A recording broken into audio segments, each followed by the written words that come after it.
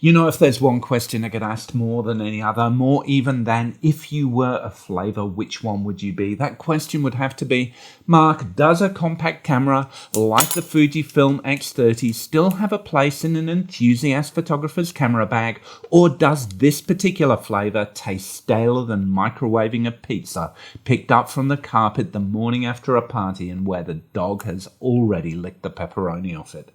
Well, today we're going to try and answer that question.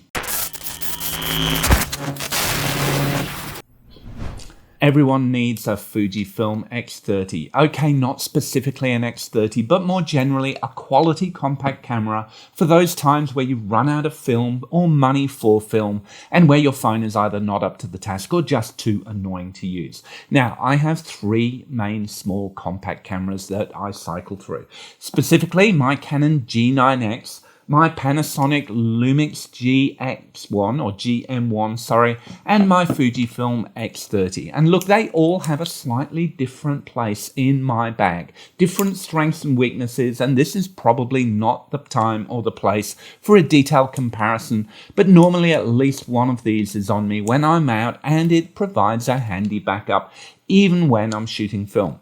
And that proved to be the case in Tokyo in November, where my goal was to capture the colours of autumn in Yoyogi Park on an easy-to-use and inexpensive film SLR. Well, that video is still to come, but suffice it to say, after about half an hour, my plans were scuppered faster than the Lusitania, and I had to resort to plan B.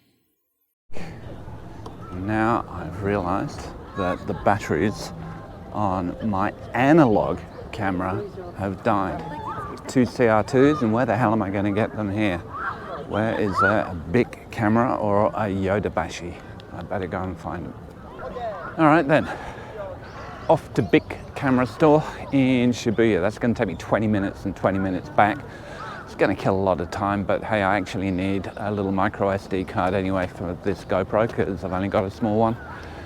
And hey, maybe I'll pick up another roll of film, who knows. And I can take some photos along the way.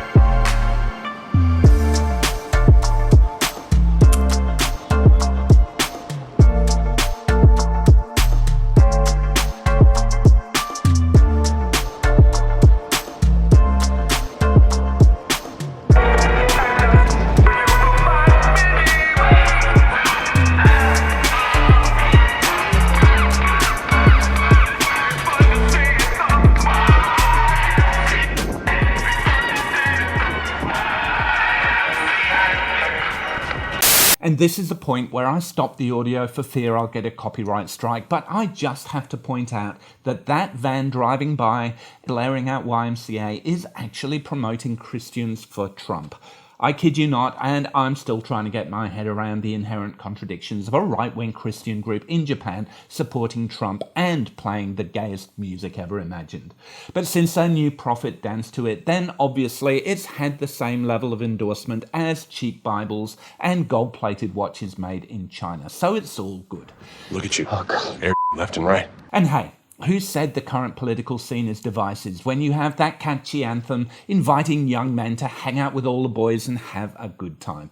Well, no man does it all by himself, and I even found a new street photography friend bonding over the absurdity of it all. If anyone's interested, go check out Paolo as he photographs his way around the world, though I'm not sure that that's going to be his regular soundtrack. You'll also see that the video from the X30 looks a little bit diffuse, and that's because in my excitement I might have smudged the filter with my fingers, so apologies too if the next few images have that cinematic black pro mist petrol station at night feel. But I digress. Let's get back to the action.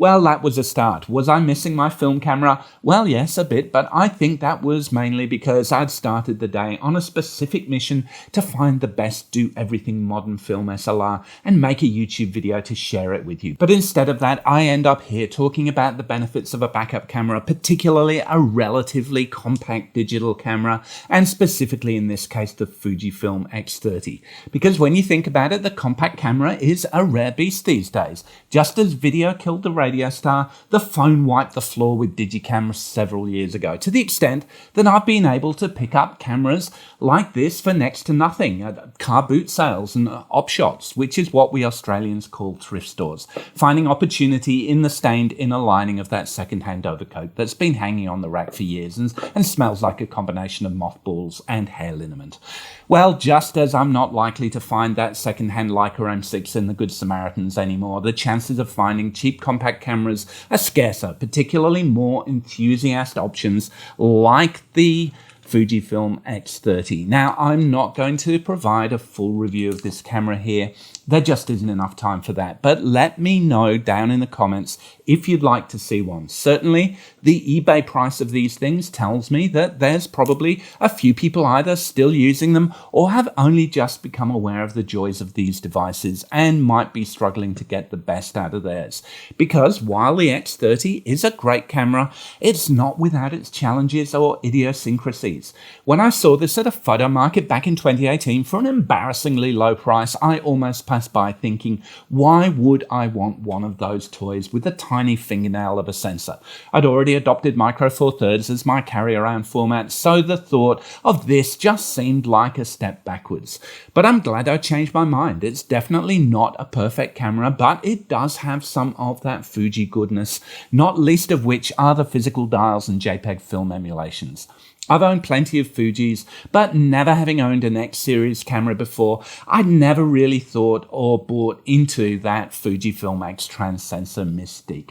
And I'm also not usually a JPEG shooter. To me, the benefits of JPEG are in being able to immediately post photos to your socials. Well, this is a camera from 2015, so trying to connect your phone is a logistical process akin to warming up the Large Hadron Collider, and I'm very happy to edit my raw images anyway.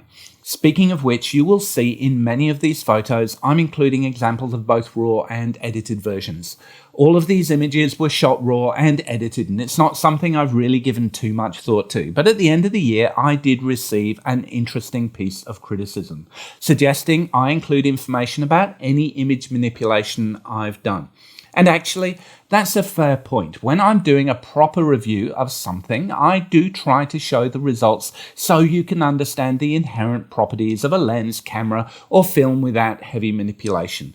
But what counts as manipulation anyway? If you've watched most of this channel before, you'll know that I mostly shoot film, and there's nothing pure about that either. Every decision made by you or the technology you're using is going to affect the final result. Unfortunately, Jet A1383 didn't quite appreciate the subtle nuance of my argument and doubled down, insisting that, respectfully, any key markers relating to an image capture need to be declared, period. Well, I resisted the temptation to respectfully tell him to f*** off, though come on, the video was just a slideshow of my favourite photos from 2024, not an academic journal article, and I don't see that making a picture prettier is equivalent to misrepresenting research data, but hey, you do you, and thanks for the food for thought. And look, it did get me thinking. I do develop and scan my own film and edit my digital shots, and maybe that's something I can share a bit more with you in 2025. There are some videos where I do share my editing, such as this recent one, and I'm very happy to share a bit more in the future. Because after all, isn't that part of the creative process too? These are the things, the kinds of questions that plague me while I'm having lunch, specifically snacking on that Lawson's egg sandwich and Suntory Strong Zero that counted as lunch in Shibuya. At least until I realized that the zero didn't refer to the calories or the alcohol content, but by then I had fresh batteries and an inexplicable burst of energy and decided to walk back to Yoyogi Park.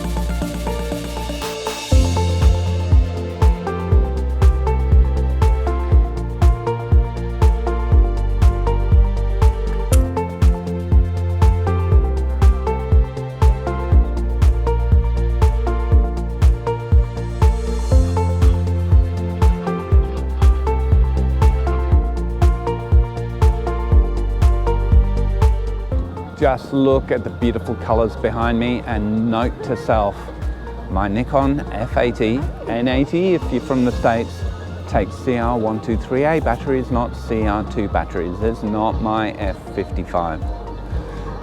I would facepalm, but really I should use an emoticon for that. Or is it an emoji? Either way, I up. There's no emoticon for what I'm feeling.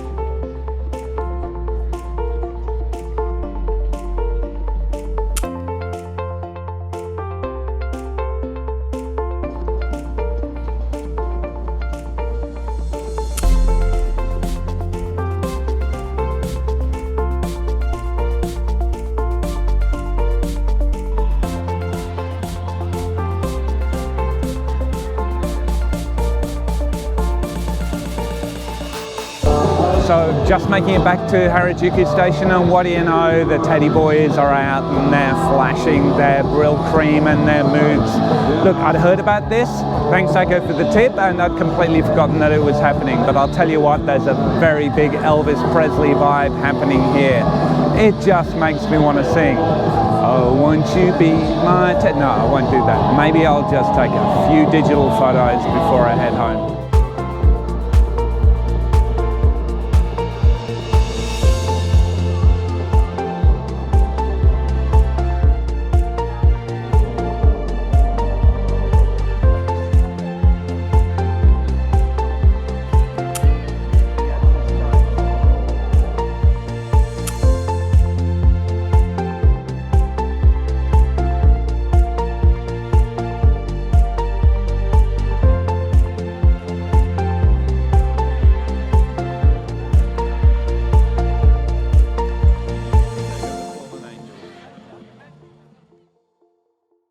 I was looking for yoyogi bears, but didn't see any. Yo-yogi, yo!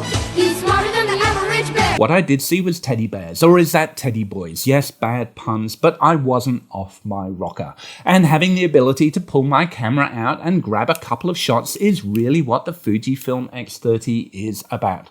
I do mention the tiny sensor, and yes, it does impact on noise and dynamic range, but I'm surprised by how editable the files are. I've used this camera for night photography and even managed to capture some decent low light shots. Just out walking in Gotanda, I didn't feel too encumbered by the limitations of its aging technology.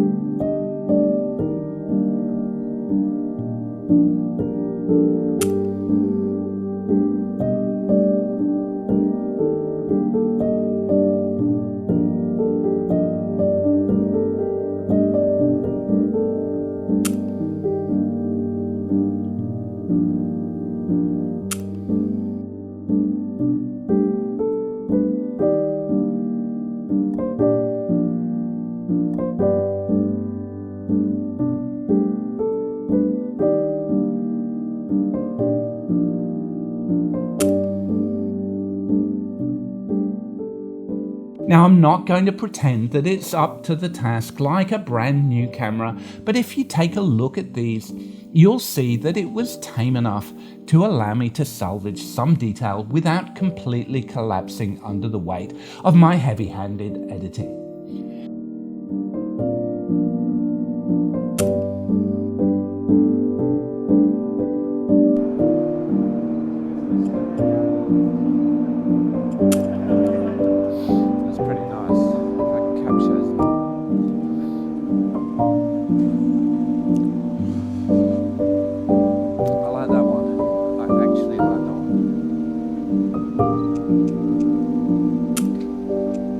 This is probably the worst example, and to be fair, I did have to use Lightroom's AI Enhance tool to rescue this one, but think of it as a proof of concept that even in the worst conditions, the Fujifilm holds its own.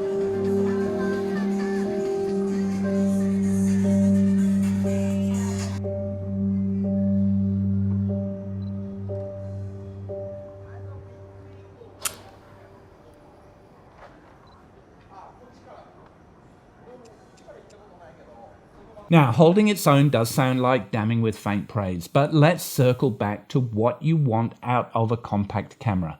Yes, you want image quality, but how much do you actually need? I'm not taking photos to print poster sized, and better quality always involves other compromises too. For me, the purpose of a camera like this is primarily as a travel camera and an everyday carry where I just want to be able to capture those moments.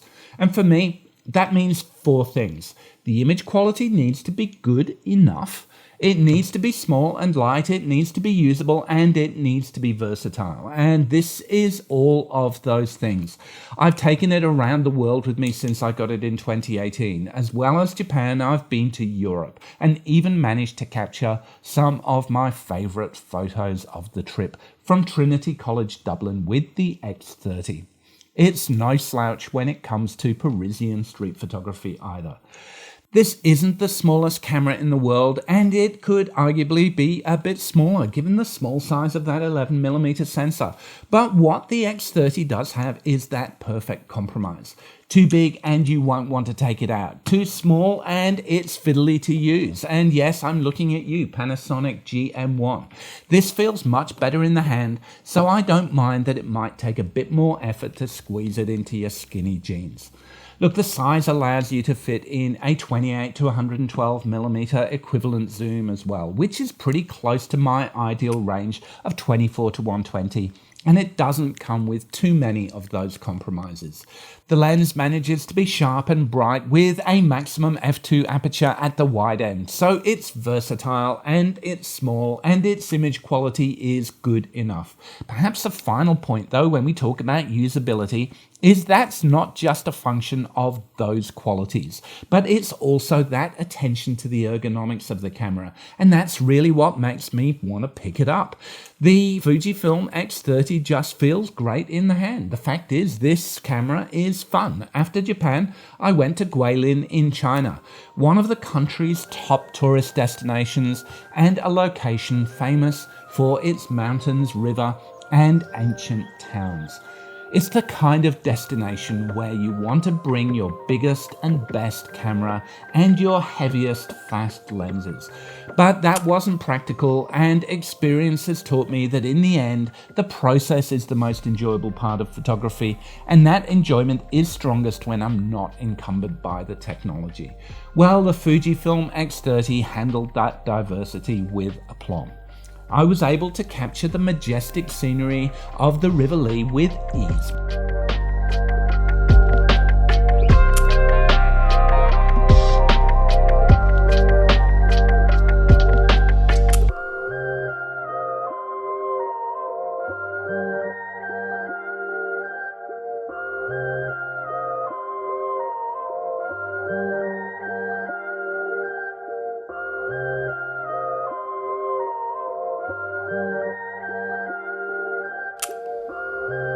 Well, yes, okay, I would have loved a 24mm field of view at the wide end, but I didn't really miss it. I was still able to capture that iconic image on the back of the 20 renminbi note. No, not the picture of Chairman Mao, but those ice cream hills that stretch along the river. I'd even go so far as to argue that the X-Trans sensor has better colour science than this sepia-tinged banknote.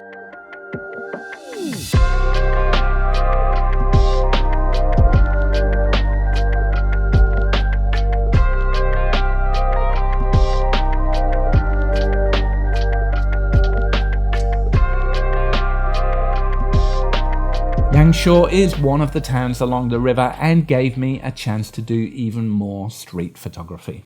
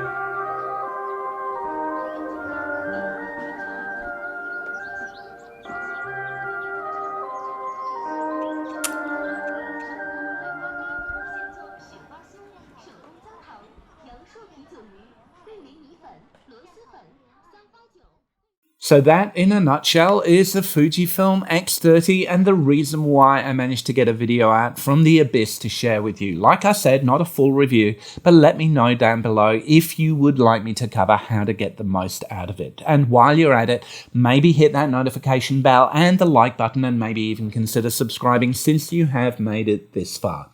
Anyway, between the film camera batteries and running out of storage on my GoPro, I resorted to the X30 on more than one occasion for both photography and video, and really it didn't let me down. I even managed to capture this out of the window of the bus on my way back to my hotel in Guilin. And it was my constant companion as I shepherded students around Tokyo, temples, shrines, and other significant sites.